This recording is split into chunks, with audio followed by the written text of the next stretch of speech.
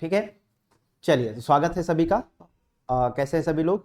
चलिए तो उम्मीद करते हैं स्वस्थ होंगे, मस्त होंगे और तैयारी में व्यस्त होंगे। तो पहला क्वेश्चन आपकी स्क्रीन पे आ चुका है, तो बताइएगा इस क्वेश्चन का सही जवाब क्या होगा। तो क्वेश्चन कह रहा है कंप्यूटर में बस, ठीक है, कंप्यूटर में बस क्या होती है, तो बताइएगा कंप्यूटर में बस क्या होती है।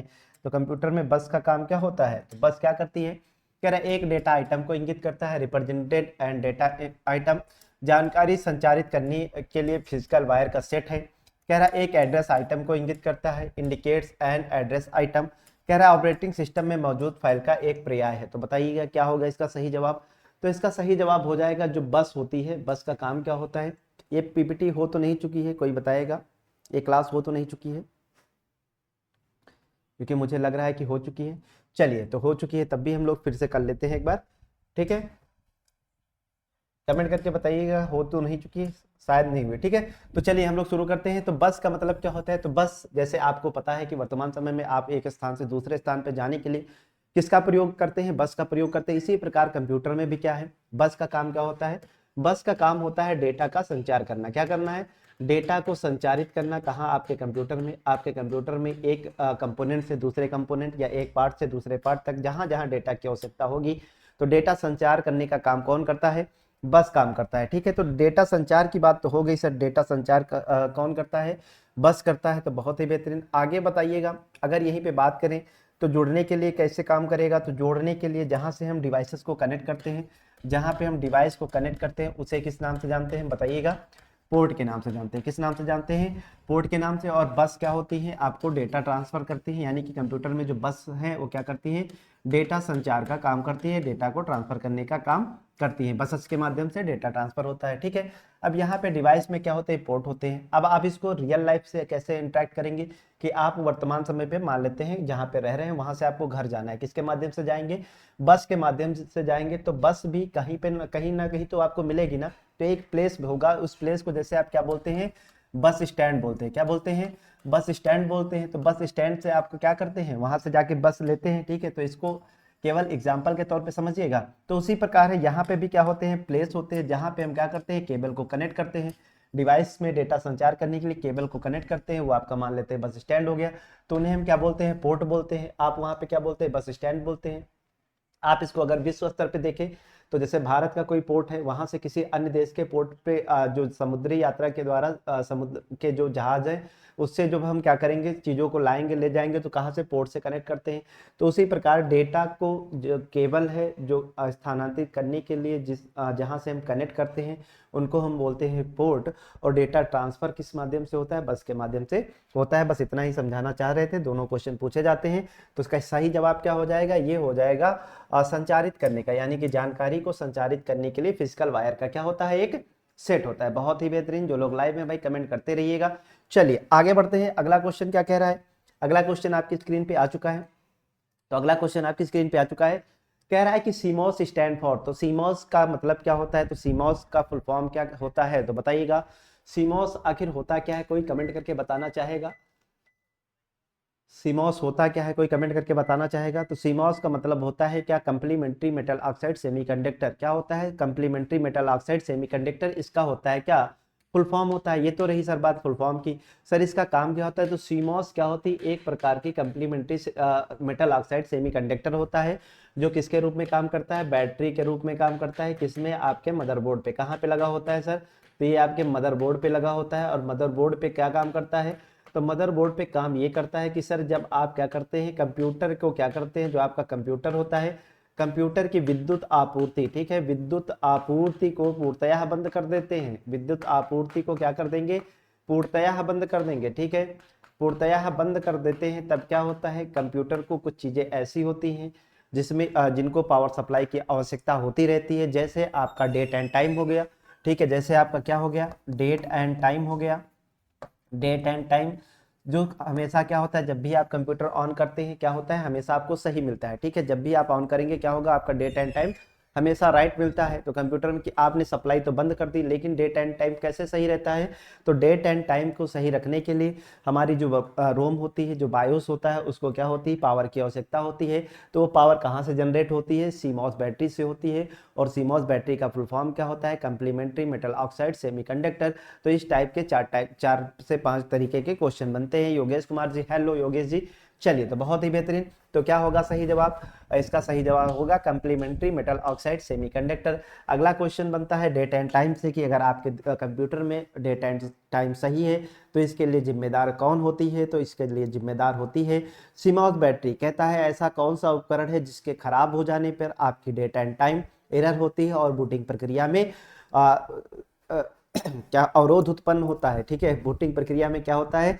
अवरोध उत्पन्न होता है। तो जिम्मेदार कौन है? सीमॉस बैटरी है। क्वेश्चन नंबर, अगला क्वेश्चन कहता है कि ऐसी कौन सी चीज है जिसके मतलब खराब हो जाने पर, ऐसा कौन सा हार्डवेयर है जिसके सही तरीके से काम ना करने पर आपकी बूटिंग प्रक्रिया में व्यवधान उत्पन्न होता है? तो कौन होता है? हमारा सीमॉस बैटरी होता है। तो सीमॉस बैटरी कहाँ पे लगी होती है? अगला क्वेश्चन है, मदरबोर्ड पे लगी होती है। कहाँ पे होती है? मदरबोर्ड पे होती है। ये किस प्रकार क्या होती है? एक बैटरी होती है। क्या करती है? जब कंप्यूटर आपका पूर्णतः बंद हो जाता है तो क्या करती है? विद्युत आपूर्ति आपके कंप्यूटर को पहुंचाती है, जिससे आपका क्या होता है? डेट एंड टाइम सही रहता है। दिनेश गंगवार जी, हेलो दिनेश जी। चलिए, तो बहुत ही बेहतरीन। चलिए, अगला क्वेश्चन आपकी स्क्रीन पे आ चुका है। अगला क्वेश्चन बताइएगा क्या कह रहा है? तो अगला क्वेश्चन कह रहा है all the arithmetic and logical operation in computer are done by. कह रहा है जितने भी अर्थमेटिक और गणितीय और तार्किक जो ऑपरेशन है वो कंप्यूटर में किसके द्वारा किए जाते हैं? तो कौन करेगा बताइएगा? प्रोसेसर करेगा। कौन करेगा? सर प्रोसेसर करेगा। और प्रोसेसर में कौन करता है? प्रोसेसर में भी कुछ भाग होते हैं। क्या होते हैं बताइएगा? तो आपका जो प्रोसेसर होता है कुछ इस प्रकार से मान लेते हैं प्रोसेसर। तो इसका स्ट्रक्चर होता है, सबसे पहले क्या होता है? Control unit. क्या होता है? Control unit. तो पूछता है कि ऐसे कौन सा यूनिट है प्रोसेसर की जो जितनी भी गतिविधियां हैं उनको नियंत्रित करने का काम करता है? तो सीयू हो जाएगा। जितने भी गणितीय संक्रियाएं हैं उनको करने के लिए कौन जिम्मेदार है? Arithmetic logic unit. क्या होता है? अरिथमेटिक लॉजिक यूनिट होता है। अरिथमेटिक लॉजिक यूनिट होता है ना? लॉजिक यूनिट होता है। और यहाँ पे क्या होता है? इनके फुल फॉर्म भी पूछता है। Control unit. क्या होता है? Control unit. Control unit, CU का मतलब control unit. Arithmetic logic unit. अगला क्या होती है? Memory unit. तो मेमोरी यूनिट का क्या क्या होता है? मेमोरी प्रबंधन का क्या होता है? मेमोरी मैनेजमेंट का काम होता है। ठीक है, मेमोरी मैनेजमेंट का काम कौन करता है? मेमोरी प्रबंधन। किस प्रोग्राम को कितनी मेमोरी अलॉट करनी है वो यही अलॉट करता है, मेमोरी प्रबंधन करता है। और डेटा को स्टोर करने के लिए इसमें हम यूज़ करते हैं किसका? रजिस्टर का यूज़ करते हैं। क्या करते हैं? रजिस्टर का यूज़ करते हैं। क्या करते हैं? रजिस्टर का यूज़ करें। अगर बात करें सबसे फास्टेस्ट मेमोरी, तो सबसे फास्टेस्ट मेमोरी कौन सी होगी बताइएगा? सबसे तेज मेमोरी कौन सी हो जाएगी? तो सबसे तेज मेमोरी कौन सी होगी हमारी? रजिस्टर। कैश मेमोरी भी आपने सुना होगा, लेकिन कैश मेमोरी से भी तेज कौन होती है? रजिस्टर होती है। तो यहाँ पे अगर बात आ ही गई है तो उसको भी हम यहीं पे खत्म कर देंगे। ठीक है, चलिए तो उसको देखते हैं। तेज मेमोरी की बात करें तो तेज मेमोरी की बात करें सबसे पहले क्या होगी आपकी बताइएगा? यहाँ पे इस तरीके से स्टार्ट होगी, एचडीडी होगी या एसडीडी, आपने एसएसडी आपने यूज कर रखी होगी। जिन लोगों के में हार्ड डिस्क ड्राइव है तो अपना समझे, और जो जिन लोगों के कंप्यूटर में सॉलिड स्टेट ड्राइव है तो अपने कंप्यूटर को समझ के चलें। फिर यहाँ पे क्या होगी? रैम होगी। ठीक है, क्या होगी? रैम होगी। रैम के साथ साथ में और कुछ भी होता है। यहाँ पे होता है इनपुट होता है। क्या होता है? इनपुट होता है। इनपुट के बाद में क्या होता है आपका? डीएमए कंट्रोलर होता है। DMA controller. तो डीएमए कंट्रोलर का फुल फॉर्म क्या होता है? Direct memory access. क्या होता है? Direct memory access. Direct memory access. देखिएगा यहाँ से आपके 15 से 20 क्वेश्चन अभी फिनिश कर दे रहे हैं। ठीक है, इनपुट होता है, फिर डीएमए कंट्रोलर क्या होता है? तो DMA controller direct memory access होता है। ऐसा डेटा जो हमें क्या होता है? इनपुट करते हैं। और क्या होता है? कुछ डेटा ऐसा है जो हमें इनपुट करते हैं, प्रोसेस की आवश्यकता नहीं होती है, डायरेक्ट क्या होता है? सीपीयू के पास कौन पहुंचाता है? तो डायरेक्ट डीएमए कंट्रोलर पहुंचाता है। इसका मतलब होता है डायरेक्ट मेमोरी एक्सेस। फिर रैम होती है। रैम के बाद में आपकी क्या लगी होती है? सर कैश मेमोरी लगी होती है। क्या होती है? सर कैचे मेमोरी होती है। और कैचे मेमोरी में भी कुछ प्रकार होते हैं। सर कैश मेमोरी 3 भागों में विभाजित होती है। कौन कौन से sir? L3 catch, L2 catch और कौन सी? L1 कैच है।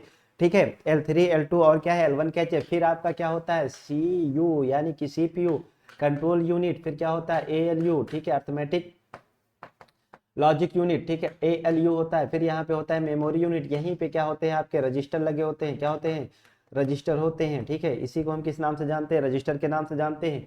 तो देखिएगा क्वेश्चन, जो मेमोरी CPU के जितने पास होगी वो उतनी तेज होगी।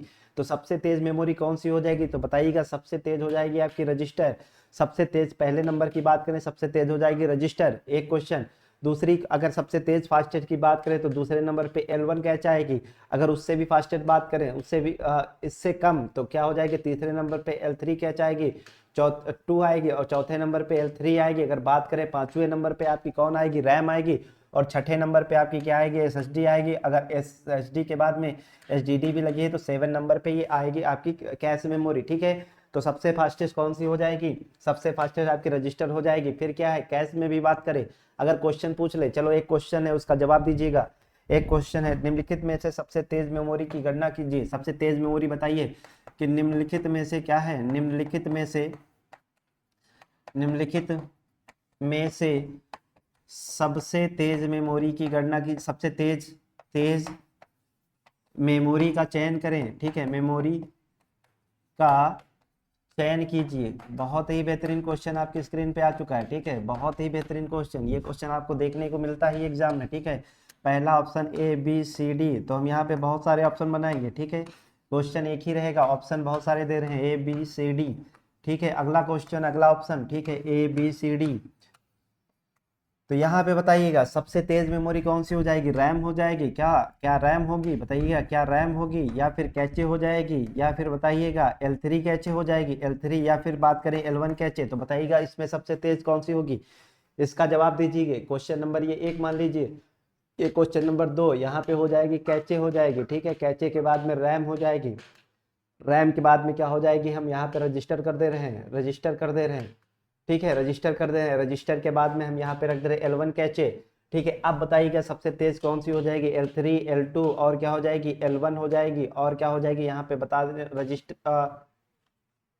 SSD। तो बताइएगा SSD, ठीक है। एक अगला विकल्प और लीजिएगा, ठीक है। तो चलिए तीन ही का जवाब दीजिए। तो बताइएगा इसमें से सबसे तेज कौन होगी, पहला क्वेश्चन का जवाब दीजिएगा, बहुत ही बेहतरीन, फर्स्ट का D L1 कैचे, बहुत ही बेहतरीन। अगला क्वेश्चन बताइएगा सेकंड का क्या होगा, सेकंड का भी क्या हो जाएगा, रजिस्टर हो जाएगा, ठीक है, सबसे तेज। और थर्ड का सबसे तेज क्या हो जाएगा, L1 हो जाएगा, ठीक है। तो इसी प्रकार से आपको ऑप्शन देखने को मिलते हैं, घुमा फिरा के आपको इसी तरीके से पूछते हैं, बहुत ही बेहतरीन। अब इसी क्वेश्चन को आप उल्टा कर दीजिए, इसी क्वेश्चन को आप उल्टा कर दीजिए स्टोरेज के आधार पे, ठीक है। इस भंडारण क्षमता के आधार पे क्रम लिखिए। तो भंडारण क्षमता के आधार पे क्रम याद कर लीजिए यहीं पे, बताइएगा। अब इस क्वेश्चन को हम ऑप्शन यही रखते हैं, तो भंडारण क्षमता के आधार पे बहुत सारे क्वेश्चन यहाँ पे कंप्लीट होंगे आपके। भंडारण क्षमता के अनुसार पे, भंडारण क्षमता के आधार पर सही मेमोरी का चयन करें, सही मेमोरी का चयन करें, ठीक है, सही मेमोरी का चयन कीजिए। तो बताइएगा कौन सी होगी। तो सबसे ज्यादा इसमें भंडारण किसका होगा, कैश का होगा, L1 कैश का होगा, L3 कैश का होगा, या फिर रैम का होगा। तो देख लीजिएगा इसको इस तरीके से।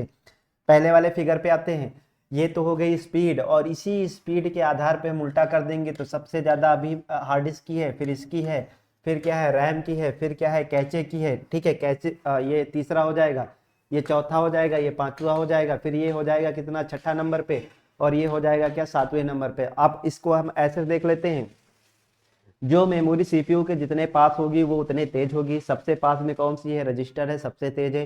फिर L1 कैचे है, कैच में भी कौन सी, 3 भाग है, L1 cache, L2 cache, L3 catch, ठीक है। और फिर क्या है, रैम है, फिर क्या है, SSD है, फिर क्या है आपकी SSD और SSD एक साथ में यूज होती है। लेकिन यहाँ पे SSD इसलिए फास्ट हो जाती है क्योंकि हमारा कंप्यूटर डेटा इलेक्ट्रॉनिक समझता है, और हमारा SSD में डेटा इलेक्ट्रॉनिक रूप से ही स्टोर होता है। और जो हमारी हार्ड डिस्क होती है इसमें डेटा मैग्नेटिक फॉर्म में स्टोर होता है। तो मैग्नेटिक डेटा को इलेक्ट्रॉनिक डेटा में कन्वर्ट करने में समय लग जाता है। जब समय लगता है तो क्या होगा बताइएगा, जब ये मैग्नेटिक डेटा से इलेक्ट्रॉनिक डेटा में कन्वर्ट होगा तो ये स्लो हो जाएगी कि नहीं, SSD इसीलिए फास्ट हो जाएगी, ठीक है। चलिए, तो उम्मीद करते हैं समझ में आया होगा, ठीक है। तो अब क्या होगा, भंडारण के आधार पे ये देखिएगा टीबी में आती है, ये भी टीबी में आने लगी है फिलहाल, अभी जो है 1 TB 2 TB के आसपास आ रही है, ठीक है, क्योंकि नई टेक्नोलॉजी है, ये कॉस्टली होती है, महंगी होती है, ठीक है। फिर क्या है, रैम है, रैम 16 GB 32 GB 64 GB तक आपको देखने को मिलेंगी नॉर्मल कंप्यूटर में। ठीक है, फिर क्या है, कैश मेमोरी आपको यहाँ पे देखिएगा ये MB में दिख जाती है, जैसे 12 MB। ठीक है, 12 MB के आसपास देखने को मिलेगी। ठीक है, 12 MB के आसपास मान लेते हैं अच्छे कंप्यूटर जो है।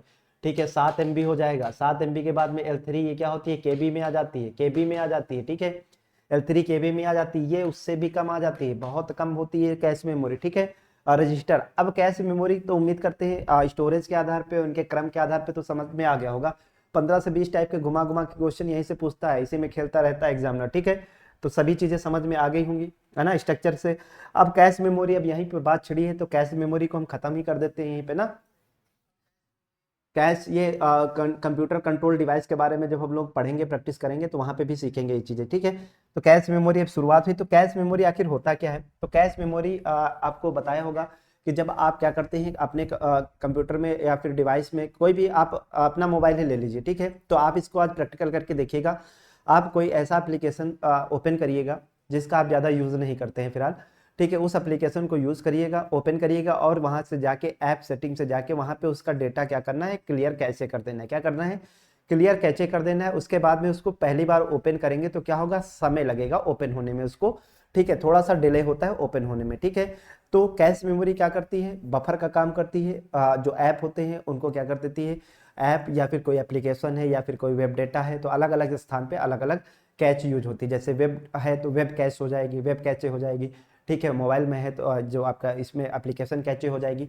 तो क्या होता है, जो चीज़ें अब यहाँ पे होता क्या है कि जब आप एप्लीकेशन को ओपन करेंगे तो क्या होगा, पहली बार में ओपन करने में थोड़ा सा डिले होगा, फिर जब दोबारा उसको ओपन करेंगे तो जल्दी हो जाएगा, उसके समय कम समय लगेगा। अब जब बार बार उसको आप ओपन करते रहेंगे तो क्या होगा, उस ऐप में जो ऐसा डेटा होगा जिसको लोड करने की बार बार आवश्यकता नहीं होती, जो चीज़ें सेम होती है। जैसे आप अगर एक छोटी सी नॉर्मल सी वेबसाइट के बारे में बात करें तो सभी लोग विजिट होंगे, परिचित होंगे सरकारी रिजल्ट के बारे में। ठीक है, सभी लोग परिचित होंगे, आप लोग तैयारी कर रहे हैं तो सरकारी रिजल्ट से आप परिचित हैं। तो आप जब सरकारी रिजल्ट को ओपन करते हैं, ठीक है, तो होता क्या है कि पहले आपका सबसे पहले होम पेज ओपन होता है, वहां पे सरकारी रिजल्ट का लोगो ओपन होता है, फिर बहुत सारे ऐड वहां पे दिखते हैं, साथ साथ में वहाँ पे होम होता है, सिलेबस होता है, जितनी चीज़ें वो लिखी होती है, फिर जितने टैब बने होते हैं वो टैब सारे आ जाते हैं कि रिजल्ट का यहाँ है, रिजल्ट का यहाँ है, फॉर्म कोई नई वैकेंसी यहाँ है, एडमिट कार्ड का यहाँ है। तो वो जो टैब है वो क्या होते हैं, पहली बार में जब होते हैं सभी चीज़ें लोड हो जाती हैं, फिर उसमें देखता है कि कौन सी चीज़ें अपडेट होने वाली नहीं है, वो चेंजेस होने वाली नहीं है, वो चीज़ें सेम रहती, तो उनको क्या करता है, वो कैश मेमोरी में स्टोर कर लेता है। तब जब दोबारा आप उसको ओपन करेंगे तो वो सारे डेटा पहले से ही स्टोर होगा, और उस वेबसाइट पे या उस पर्टिकुलर पेज या एप्लीकेशन में जो नया डेटा आता है वो अपडेट हो जाता है। तो वहाँ पे मान लेते हैं कोई नई पोस्ट आई है, अभी आपने क्या किया, आज सरकारी रिजल्ट ओपन किया था, लेटेस्ट वैकेंसी आपकी कंप्यूटर ऑपरेटर ग्रेड ए या फिर यूपी पुलिस SI की आई है। ठीक है, तो आपने देखा है कि हाँ ये लेटेस्ट वैकेंसी है, तो यहाँ तक कि कैचे में स्टोर हो चुका है। अब जैसे ही कोई नई वैकेंसी आएगी तो वही केवल वो नई वैकेंसी, मान लेते हैं कि कोई एग्रीकल्चर AGTA की वैकेंसी आ गई कंप्यूटर की, या यूपी ट्रिपल जूनियर असिस्टेंट आ गई, या यूपी PCS RO आ गई। ठीक है, तो वो क्या करेगा, जो पहले से डेटा था उसको तो स्टोर कर रखा है, तो उसको तो लोड करने में समय लगेगा नहीं, उसको वो क्या होगा, लोड हो जाएगा। फिर क्या करेगा, डायरेक्ट वो जो बाकी का जो 3 लिंक आई उनको ऐड कर देगा। तो क्या करती है, ये बफर का काम करती है, थोड़ा सा आपकी कंप्यूटर की जो स्पीड है चीज़ों को लोड करने में क्या करती है, आपको मदद करती है। तो कैश मेमोरी आपके सिस्टम की डिवाइस में ही क्या होती है, स्टोर होती है, आपकी जो हार्ड ड्राइव होती है उसी का स्टोर ये क्या करती है, रिसीव करती हैं। ठीक है, तो ये कैश मेमोरी क्या करती है, एक तरीके की जो डेटा होता है उसको स्टोर कर लेती है, जो स्टैटिक डेटा होता है। ठीक है, स्टैटिक डेटा को स्टोर कर लेती है, जिनको बार बार लोड करने की आवश्यकता नहीं, इसीलिए क्या करते हैं, कंप्यूटर की गति को बढ़ा देते हैं। ठीक है, तो उम्मीद करते हैं कैश मेमोरी आपको समझ में आ गई होगी। ठीक है, अगला क्वेश्चन आपकी स्क्रीन पे, अगला क्वेश्चन आ गया है स्क्रीन पे, तो बताइएगा अगला क्वेश्चन क्या कह रहा है।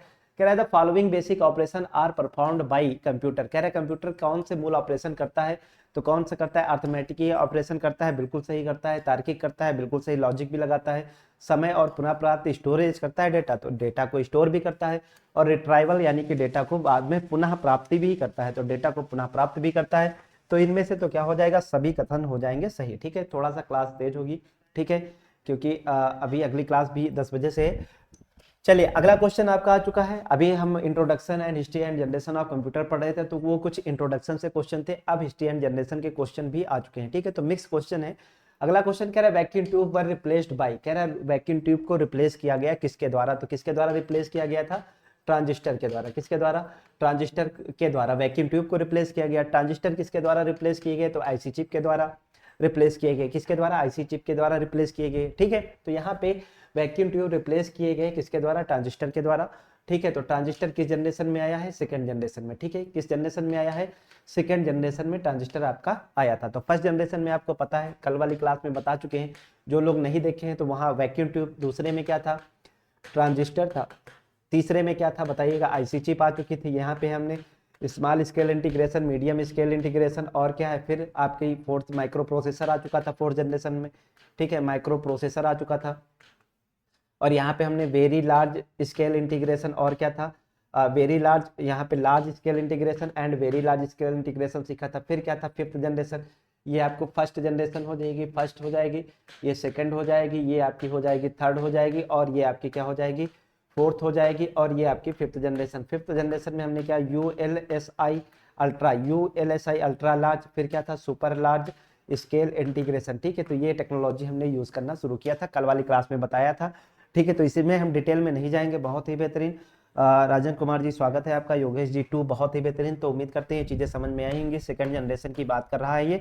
अगला क्वेश्चन आपकी स्क्रीन पे आ चुका है। अब इन डिटेल में हम चर्चा नहीं करेंगे क्योंकि कल वाली क्लास में हमने इस पर चर्चा कर दी है। ठीक है, बाकी जिन लोगों को अगर कोई बैच से रिलेटेड क्वेरी हो, बैच से रिलेटेड क्वेरी हो, तो आप 73 सॉरी, आप दिए गए नंबर पे संपर्क कर सकते हैं। ठीक है, आप दिए गए नंबर पे संपर्क कर सकते हैं। ठीक है, ऑफिशियल नंबर यहाँ पे दिया गया होगा, आप वहाँ पे जाके संपर्क कर सकते हैं। ठीक है, नंबर नोटिफिकेशन में आपको टाइटल बार पे दिया गया है, उस पे जाके आप संपर्क कर सकते हैं। ऑफिशियल नंबर पे कॉल या मैसेज करके जानकारी प्राप्त कर सकते हैं। ठीक है, तो चलिए अगला क्वेश्चन आपकी स्क्रीन पे आ रहा है। The first mechanical computer design by Charles Babbage. तो चार्ल्स बेबेज ने पहला जो मैकेनिकल कंप्यूटर बनाया था, मैकेनिकल, ये क्या थे? मैकेनिकल इंजीनियर थे, गणितज्ञ थे, और क्या थे? इंजीनियर भी थे, इंजीनियर भी थे, और गणितज्ञ तो हो गए, तो इंजीनियर तो हुई, साथ में साहित्यकार भी थे। ठीक है, तो ये क्या थे? बहुत सारे इनको मल्टीपर्पज इनका काम था। आज हम लोग मतलब पूरे के पूरे अपने यहाँ के क्या बोलते हैं, चलिए ठीक है, एकदम सभी चीज़ों में महारत थी इनको। ठीक है, तो बताइएगा क्या कह रहा है? चार्ल्स बेबेज द्वारा डिजाइन किया गया पहला जो मैकेनिकल इंजन था उसे हम किस नाम से जानते थे? तो बताइएगा, जो पहला मैकेनिकल इंजन इन्होंने बनाया था उसे हम एनालिटिकल इंजन के नाम से जानते थे। कौन सा इंजन?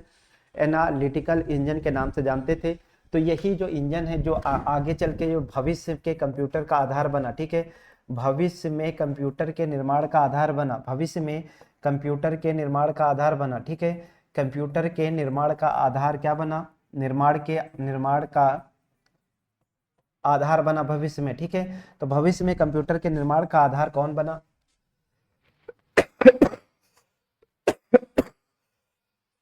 सॉरी, चार्ल्स बेबेज का एनालिटिकल इंजन। तो इसी में इन्होंने क्या किया था? चार तत्वों की बात की थी। कौन सी? इनपुट की बात की थी, इनपुट के बाद में प्रोसेसिंग की बात की थी, प्रोसेसिंग के बाद में इन्होंने क्या कहा था? इसमें आउटपुट भी होना चाहिए, आउटपुट भी होना चाहिए, और क्या है यहाँ पे इन्होंने क्या किया था? स्टोरेज की भी बात की थी। इन चार तत्वों की बात की थी, और ये आज के आधुनिक जो आधुनिक कंप्यूटर जो हैं इन्हीं चार चीज़ों से निर्माण मिलकर बने हैं। आधुनिक जो कंप्यूटर हैं इन्हीं चार तत्वों से मिलकर बने हैं। इनपुट होता है, उसमें प्रोसेसिंग होता है, आउटपुट होता है, स्टोरेज होता है। इसी के आधार पे ये पहला डिजाइन बनाया था जिसमें इन्होंने इन चार तत्वों की बात की थी। कौन सा है? इनपुट है, प्रोसेसिंग है, आउटपुट है, और क्या? स्टोरेज। चार तत्वों की बात की थी, और कहा था कि जो आज के कंप्यूटर हैं इसी के आधार पे बने, इसीलिए इन्हें क्या कहा गया? कंप्यूटर के पिता के रूप में जाना जाता है। ठीक है, फिर साथ ही साथ में कंप्यूटर के पिता के रूप में जाना जाता है। तो इन्होंने मशीन तो बना ली थी, इन्होंने मशीन बना डाली, और मशीन बनाने के बाद में इन्होंने क्या किया? एक मैडम को बुलाया। कौन सी मैडम थी? कौन सी? एडा लवलेस। कौन सी? एडा लवलेस जी थी। ठीक है, लवलेस। ठीक है, लव से लेस थी। ठीक है, एडा लवलेस जी थी। तो आप याद रख लीजिएगा, लव से लेस थी। इन्होंने क्या किया? इसके लिए प्रोग्राम बनाया। क्या बनाया? प्रोग्राम बनाया। ठीक है, प्रोग्राम बनाया, तो क्या हो गई? ये फर्स्ट प्रोग्रामर हो गए। इन्होंने क्या किया? चार्ल्स बेबेज कंप्यूटर के पिता कहे जाते हैं। ठीक है, उन्होंने पहला कंप्यूटर बनाया। ठीक है, और ये है इन कंप्यूटर, आपको पता है कि जो कंप्यूटर होता है उसमें क्या होती है? दो ही चीज होती है। पहला क्या होगा? हार्डवेयर होगा, और दूसरा क्या होता है? आपको पता है, सॉफ्टवेयर होगा। तो यानी कि हार्डवेयर तो बना लिए चार्ल्स बेबेज महोदय ने, लेकिन इनको चाहिए था प्रोग्राम। तो इन्होंने बुलाया मैडम एडा लवलेस। किसको? एडा लवलेस जी को। ठीक है, तो ये लव से लेस थी, एडा लवलेस जी को बुलाया, और इन्होंने क्या किया? एक प्रोग्राम लिखा। प्रोग्राम लिखा, और इसके लिए इसीलिए इन्हें किस नाम से जानता है, फर्स्ट प्रोग्रामर के नाम से। फर्स्ट प्रोग्रामर अगर पूछे तो कौन हो जाएगा, मैडम एडा लवलेस हो जाएंगी, क्या हमारी फर्स्ट प्रोग्रामर हो जाएंगी। इन्होंने फर्स्ट प्रोग्रामर बन गई, तो पापा तो वो बन गए चार्ल्स बेबेज, तो माता कौन बन जाएंगी, तो इन्हें हम बोलेंगे मदर ऑफ कंप्यूटर। क्या बोलेंगे, मदर ऑफ कंप्यूटर बोलेंगे। तो यही यहाँ से ये माता बन जाती है कंप्यूटर की, ठीक है। तो कंप्यूटर की माता हो गई कौन, mother of computer Ada Lovelace ji, ठीक है। तो हालांकि जो चीज़ें रिसर्च होती हैं, जो चाहे फीमेल हो चाहे मेल हो, वहाँ पे उसे फादर ही कहा जाता है, ठीक है। रिसर्च हो, जैसे आपका राष्ट्रपति हो, चाहे मेल हो चाहे फीमेल हो, जो पद नाम होते हैं, तो यहाँ पे फादर ऑफ कंप्यूटर, तो एक ऐसी यही है जिन्हें मदर ऑफ कंप्यूटर के नाम से जाना जाता है, ठीक है। एडा लवलेस जी ये बहुत ही खूबसूरत थी, तो इन्हें ब्यूटी विथ ब्रेन के नाम से जानता है। खूबसूरत के साथ साथ में इनके पास दिमाग भी बहुत अच्छा था, ठीक है। उस समय ये पहली प्रोग्रामर थी, तो इन्हें ब्यूटी विथ ब्रेन के नाम से भी जाना जाता है। चलिए, तो बहुत ही बेहतरीन, आगे बढ़ते हैं अगले क्वेश्चन पे। अगला क्वेश्चन आपकी स्क्रीन पे आ चुका है, तो बताइएगा। अगला क्वेश्चन है बहुत ही बेहतरीन, Yogesh G D, Dinesh G D, second बहुत ही बेहतरीन, सभी लोग कमेंट कर रहे हैं, जबरदस्त। चलिए, कह रहे हैं हु इज द को फाउंडर ऑफ एप्पल कंप्यूटर। तो एप्पल के कंप्यूटर के कौन है, स्टीव जॉब्स हैं। कौन है, स्टीव जॉब्स हैं, पॉल एलन है, बिल गेट्स हैं, और क्या है, मार्क जुकरबर्ग। तो स्टीव जॉब्स किसके हैं, एप्पल के हैं, आप सभी को पता होगा। नहीं पता है, ये आपके भारत भी आए हैं। भारत कहाँ है बताइएगा, भारत में ये गए हैं कहाँ पे, आपने नाम सुना होगा नैनीताल। नैनीताल में एक बाबा है उनके यहाँ, ठीक है। तो ये भी क्या है, भारतीय बाबा को मानते हैं। मार्क जुकरबर्ग सेम इन्हीं के कहने पे ये भी बाबा से मिलने आए, नीम करौली बाबा से, ठीक है। फिर क्या है, पॉल एलन महोदय। पॉल एलन महोदय क्या है, बिल गेट्स महोदय। इन दोनों ने मिलकर किस कंपनी की स्थापना की थी, माइक्रोसॉफ्ट की। किसकी स्थापना की थी, माइक्रोसॉफ्ट थी। ये किसके हैं, फेसबुक के हैं। किसके, फेसबुक के, या फिर अगर पूछे मेटा, किसके, फेसबुक या फिर मेटा के फाउंडर कौन है, तो कौन है, मार्क जुकरबर्ग। एप्पल के फाउंडर कौन है, तो स्टीव जॉब्स हो जाएंगे। अगर बात करें पॉल एलन और बिल गेट्स के, तो ये किसके फाउंडर हो जाएंगे, माइक्रोसॉफ्ट के फाउंडर हो जाएंगे। चलिए, तो बहुत ही बेहतरीन, आपके सिलेबस में दिया गया है विभिन्न ऑर्गेनाइजेशन एंड उससे क्या है, विभिन्न ऑर्गेनाइजेशन एंड उससे रिलेटेड जो रिसर्च है उसके बारे में भी पूछा जा रहा है, ठीक है। तो इनके बारे में भी आपको पढ़ना होगा। अगला कह रहा है the 1952 belongs to generation of computer. तो कंप्यूटर का जो समय है 1952, वो किसको बिलोंग करता है, तो 1952 किसको बिलोंग करता है, किस समय काल के अंतर्गत आता है, first generation, second generation, third generation या फिर फोर्थ जनरेशन। तो आपको कल बताया गया था, आपको कोड बताया गया था, क्या है, सभी में 19 है, सभी में क्या है, 19 है।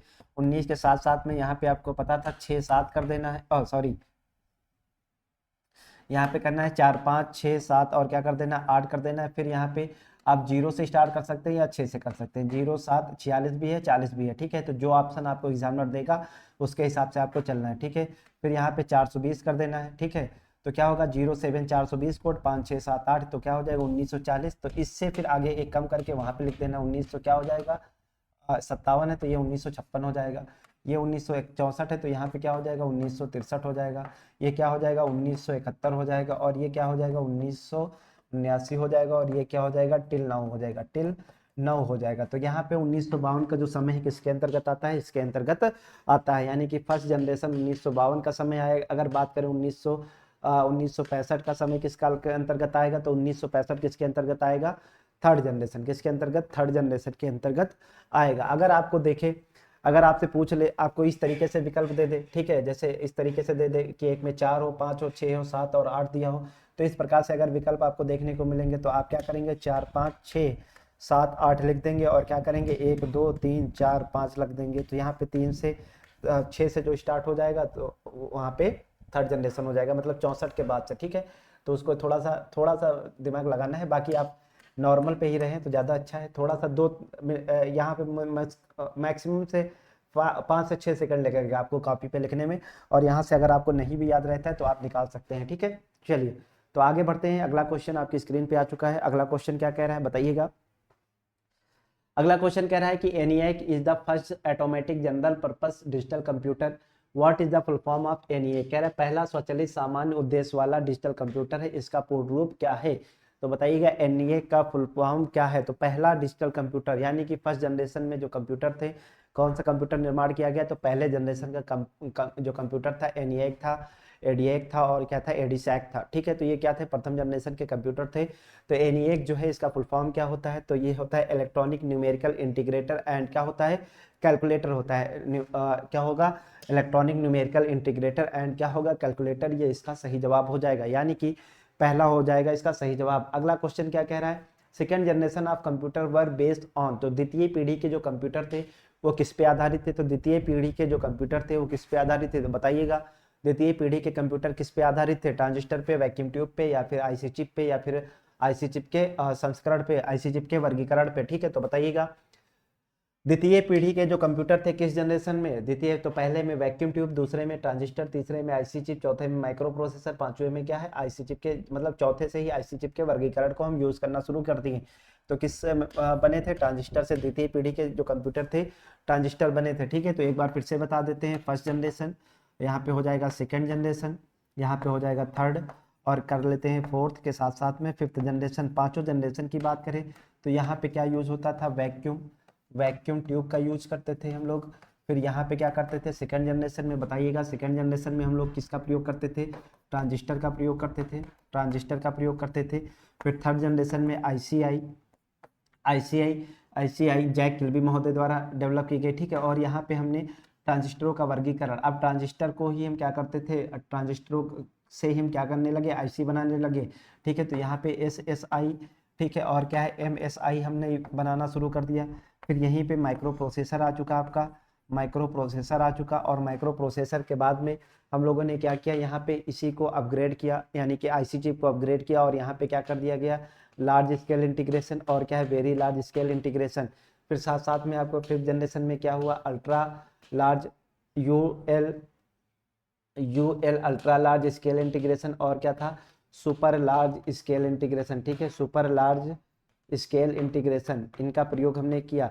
तो ये आईसी के वर्गीकरण है। आईसी का वर्गीकरण, आईसी तो बन गई, लेकिन आईसी में जो हम सुधार करते गए, एसएसआई यानी कि स्मॉल स्केल इंटीग्रेशन से, फिर मीडियम स्केल इंटीग्रेशन, फिर वेरी लार्ज स्केल इंटीग्रेशन, फिर वेरी लार्ज स्केल इंटीग्रेशन, फिर क्या है, अल्ट्रा लार्ज स्केल इंटीग्रेशन, फिर क्या है, सुपर लार्ज स्केल इंटीग्रेशन। इस तरीके से हमने आईसी को अपग्रेड करते गए अब जनरेशन में। ठीक है, तो अभी हम आईसी चिप का ही यूज कर रहे हैं और आईसी चिप को अपग्रेड करते जा रहे हैं। तो स्केल इंटीग्रेशन, आईसी चिप जो बनती है किसके आधार पे बनती है, ट्रांजिस्टरों की संख्या के आधार पे उनका वर्गीकरण किया गया है। कल की क्लास में बहुत डिटेल में बताए हैं, तो आप उसको देख लीजिएगा एक बार। ठीक है, चलिए आगे बढ़ते हैं। कह रहा है time period of second generation, तो सेकंड जनरेशन का समय काल क्या है, बताइएगा कमेंट करके। कह रहा है 1946 से 1956, तो हम लिखेंगे क्या, 4 5 6 7, और क्या लिखेंगे 8। तो द्वितीय में क्या है, 5 है, तो देखेंगे किसी ऑप्शन में 5 है, तो द्वितीय में क्या है, 5 है, तो इस ऑप्शन को सही मारेंगे, आगे बढ़ेंगे। क्या करेंगे, सही करेंगे, आगे बढ़ेंगे। ठीक है, चलिए, तो उम्मीद करते हैं समझ में आया होगा क्वेश्चन। अगले क्वेश्चन पे आते हैं। अगला क्वेश्चन आपकी स्क्रीन पे नहीं है, चलिए कोई बात नहीं, तो अगला आएगा। ठीक है, तो अगला क्वेश्चन आपकी स्क्रीन पे आ चुका है, तो बताइएगा इसका सही जवाब क्या होगा। चलिए, बहुत ही बेहतरीन योगेश जी ए। चलिए, तो आज आपका ये टॉपिक फिनिश हो जाएगा। इसमें लगभग मैक्सिमम नंबर ऑफ टाइप्स हमने क्वेश्चंस कर लिए हैं। ठीक है, सभी सब कुछ सही रहेगा। ठीक है, एग्जामिनर का मूड भी सही रहेगा, तो इसी क्लास से ही क्वेश्चन आपको देखने को मिलेगा। अगर यहाँ से पूछेगा, ठीक है, इन डीप भी पूछेगा तब भी यहीं से देखने को मिलेगा। ठीक है, तो काफ़ी चीज़ें हम लोगों ने कवर कर ली हैं यहाँ से। ठीक है, तो बाकी जितने भी प्रीवियस है साथ में सब तो कवर ही किए हैं। साथ साथ में हमने एक क्वेश्चन के माध्यम से कई क्वेश्चन और भी सीखने का प्रयत्न किया है कि उससे रिलेटेड भी कोई क्वेश्चन पूछे तो हमारा क्वेश्चन क्या हो, गलत ना हो। ठीक है, चलिए, तो ये टॉपिक आपका कंप्लीट हो जाएगा। फिर एक अगला टॉपिक स्टार्ट करेंगे। संडे को कंप्यूटर ऑपरेटर वाले बूलियन अलजेब्रा के लिए तैयार रहेंगे, तो संडे को हम बूलियन अलजेब्रा बहुत ही बेहतरीन तरीके से कंप्लीट करेंगे। ठीक है, फिर अगले संडे को हम लोग डेटा स्ट्रक्चर या फिर डीबीएमएस डेटाबेस मैनेजमेंट सिस्टम देखेंगे। ठीक है, साथ साथ में कंप्यूटर एसआई एएसआई वाला टॉपिक इधर चलता रहेगा। अगला टॉपिक हम लोग स्टार्ट करेंगे कोई छोटा सा टॉपिक। ठीक है, अभी आपका जो टॉपिक बचे हैं जैसे इंटरनेट, ठीक है, तो सभी चीजें हम लोग वहां पे करेंगे। ठीक है, तो चलिए अगला स्टार्ट करते हैं। Integrated circuit were first use in, integrated circuit सर्वप्रथम किसमें प्रयोग किया गया, तो बताइएगा थर्ड जनरेशन ऑफ कंप्यूटर, तृतीय पीढ़ी के कंप्यूटर में। अगला कह रहा है कि second generation of computer, second generation computer में, फोर्थ जनरेशन ऑफ कंप्यूटर, चौथी पीढ़ी के कंप्यूटर में, या फिर फिफ्थ जनरेशन ऑफ कंप्यूटर। तो किस पीढ़ी के कंप्यूटर में हमने प्रयोग किया आईसी चिप, तो हमने यूज किया आईसी चिप कब, थर्ड जनरेशन में। किसने बनाया था, जैक किल्बी ने, जैक किल्बी और रॉबर्ट गॉस्की। ठीक है, जैक किल्बी के साथ साथ में रॉबर्ट गॉस्की भी सही जवाब है। क्या होगा, जैक किल्बी महोदय या फिर रॉबर्ट गॉस्की। ठीक है, रॉबर्ट गॉस्की, ठीक है, रॉबर्ट गॉस्की महोदय, दो लोगों ने मिलकर क्या किया था, आईसी चिप बनाया था। तो आईसी चिप हम किस जनरेशन में यूज करते थे, थर्ड जनरेशन में हमने आईसी चिप का इजाद कर लिया था, ठीक है। चलिए, तो क्या होगा, थर्ड जनरेशन में हमने आईसी चिप का इजाद कर लिया था। तो आईसी चिप, उसी के बाद में आईसी चिप का ही अपग्रेडेड वर्जन हम यूज कर रहे हैं। आईसी का वर्गीकरण का आधार है, लो क्वेश्चन आ चुका है, आईसी का वर्गीकरण का आधार है। कल हम लोगों ने ये क्लास की है क्या, नहीं की है, लग तो नहीं रहा किया है, आप लोग बताइए।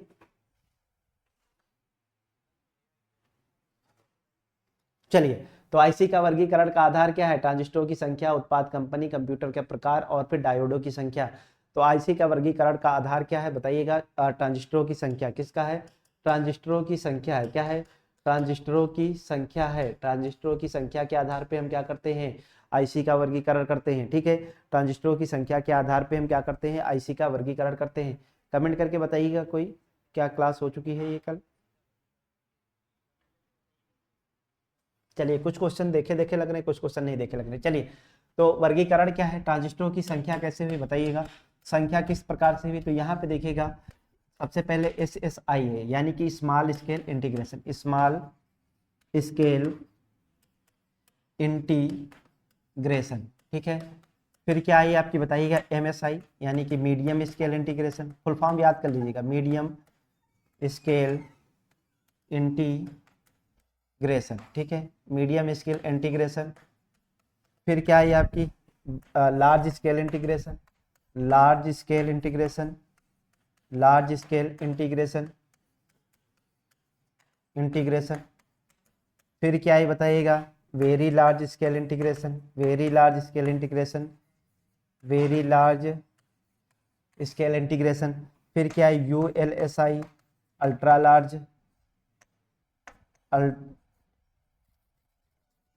Ultra large, ultra large scale integration, scale integration.